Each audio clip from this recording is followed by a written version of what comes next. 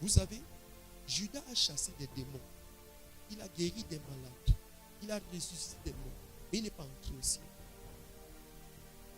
Alléluia. Il avait la grâce de Dieu, mais il n'avait pas la présence de Dieu.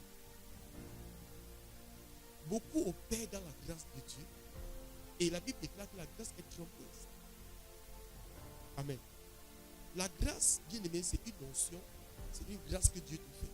Mais lorsque Dieu veut t'amener très loin, il te donne le manteau. Le manteau n'est pas l'onction. Le manteau est la connaissance qui est développée, qui est prescrite. Alléluia. Qui grandit en toi. Et c'est ça qu'on appelle le manteau. Et le manteau, l'onction suit le manteau. Celui qui a le manteau a la connaissance du royaume. C'est pourquoi on parle de la statue de Christ. Grandit jusqu'à telle la statue, c'est-à-dire l'unité de la foi. L'unité. Unité, c'est-à-dire que vous devenez un. C'est-à-dire que tu arrives à la dimension de Christ. La formation. Alors tu as le manteau.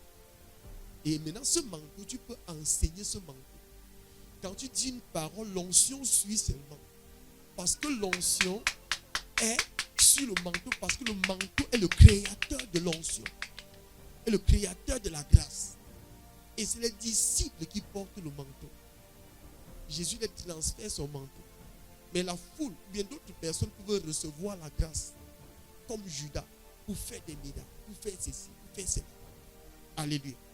Et ceux-là, ils vont parler beaucoup du matériel. Amen. Mais ceux qui portent le manteau ne parlent pas du matériel. Ils savent que la plus grande valeur n'est pas les richesses naturelles. Alléluia. La plus grande valeur est la présence de Dieu. Ils connaissent la présence de Dieu. Ils peuvent manifester la présence de Dieu. Ils peuvent dire la chose arrive. Parce qu'il ne dit pas sur l'onction. Il dit cela parce qu'ils portent le manteau. Ils ont grandi, Jésus les a formés. Alléluia. Ils sont passés par des épreuves. Et ces épreuves étaient pour bâtir en eux le manteau. Écoutez, au début de leur ministère, ils manifestaient déjà des miracles. Alléluia. Alléluia. Alors Jésus pouvait partir. Pourquoi il est resté? Pour enseigner. C'est l'enseignement, la connaissance qui annule la puissance de l'ignorance.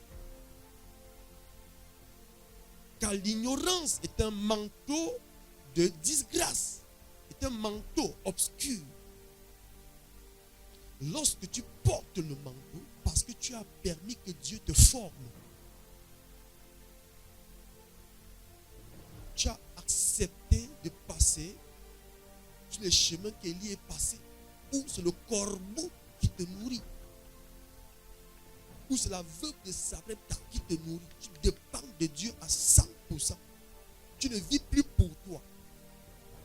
Tu vis juste pour accomplir sa volonté. C'est pourquoi lorsque le roi envoie les 50 soldats avec un général pour dire à Élie, tu es homme de Dieu, descends de la montagne. Quand le roi t'ordonne, ils ne savent pas que Élie là, c'est un fils d'un autre royaume. Vous venez avec votre royaume, il va vous annoncer son royaume. Vous venez avec votre pouvoir, il va vous montrer aussi son pouvoir. Vous le manquez du respect, il suffit qu'il dise un mot. Alléluia. Et bien, c'est cette dimension des disciples. C'est pourquoi lorsque Ananias et Saphira ont voulu faire la corruption, il a dit que voilà, tu tombes comme ton mari vient de tomber. Il est tombé, que tu ne trompes pas un homme. Parce qu'il porte le manque, il porte l'esprit de la création. Il ne porte pas l'onction juste, non. Tu peux avoir l'onction, mais tu ne connais pas ces choses-là. Ils peuvent dire des choses, et les choses arrivent comme ils disent. Parce que désormais, ils ne vivent plus pour chercher des trésors naturels. C'est pourquoi ils gardent cela très jalousement. Ils ne peuvent pas comparer ces choses avec les choses naturelles. Alléluia. Ils ne peuvent pas se corrompre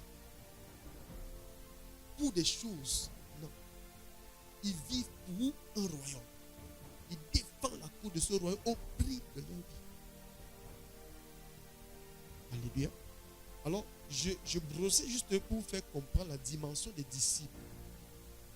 C'est lorsque tu es disciple, que tu veux accepter que Dieu te discipline. Amen. Que tu peux accéder à cette dimension par la connaissance de la vérité. Il n'y a